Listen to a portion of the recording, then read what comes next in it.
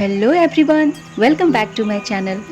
तो आज के वीडियो में मैं आप लोगों के साथ शेयर करने वाली हूँ कि कैसा था न्यू बॉर्न बेबी के साथ मेरा एक्सपीरियंस।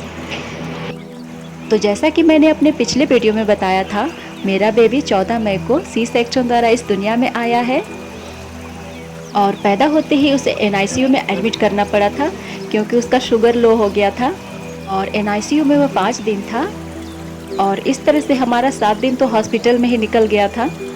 वहाँ पे बच्चे को संभालने के लिए मेरी एक दूर की बहन थी, तो मुझे उतनी तकलीफ़ नहीं हुई। पर असली कहानी तो घर आने के बाद शुरू होती है। हाउस हेल्प के लिए हम लोगों ने एक लेडी को बुलाया था, पर वो आई नहीं। लास्ट मिनट में उसने धोखा दे दिया, तो घर की सारी जिम्मेदारी मेरे हस्बैंड पे आ गई। वो सारा काम संभाल लेते हैं, पर हम जैसी लेडीज़ जल्दी जल्दी कर सकते हैं ना, वैसे जेंट्स नहीं कर पाते हैं।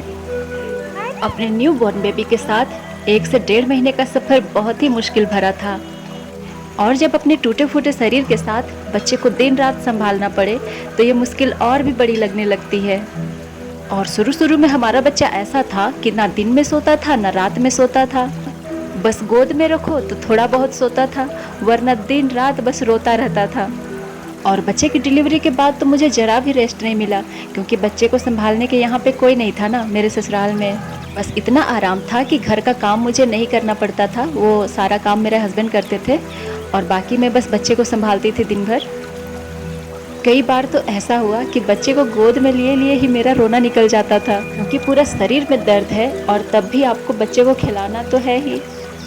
और अगर किसी को अपनी तकलीफ़ बताओ तो लोग बोलते हैं कि मम्मी को तो ये करना ही पड़ता है। ये बात और भी ज़्यादा तकलीफ़ देती है, तो इसीलिए मैंने अपनी तकलीफ़ भी किसी को बताना बंद कर दिया था।